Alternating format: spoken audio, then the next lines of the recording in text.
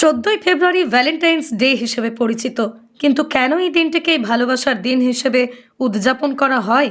এর পিছনে রয়েছে এক হৃদয়স্পর্শী ঐতিহাসিক ঘটনা। সেন্ট ভ্যালেন্টাইন ছিলেন একজন খ্রিস্টান ধর্মযাজক, যিনি রোম সাম্রাজ্যে বসবাস করতেন। তখনকার শাসক সম্রাট দ্বিতীয় ক্লোডিয়াস বিশ্বাস করতেন, বিয়ে করলে সৈনিকদের মনোযোগ বিচ্ছিন্ন হয়, তারা রাজাকে সম্পূর্ণ অনুগত থাকতে পারে না।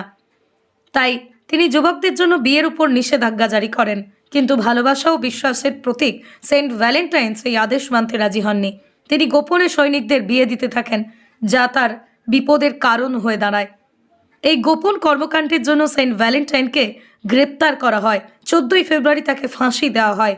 তার আত্মত্যাগ, ভালোবাসার প্রতি অবিচল বিশ্বাসকে সম্মান জানাতে 5ম শতাব্দীর শেষেই পোপ গেলাসিয়াস 14ই ফেব্রুয়ারিকে ভ্যালেন্টাইনের স্মরণে ভ্যালেন্টাইন্স ডে হিসেবে ঘোষণা করেন। তখন থেকে এই দিনটি ভালোবাসার প্রতীক হিসেবে বিশ্বজুড়ে উদযাপিত হয়ে আসছে।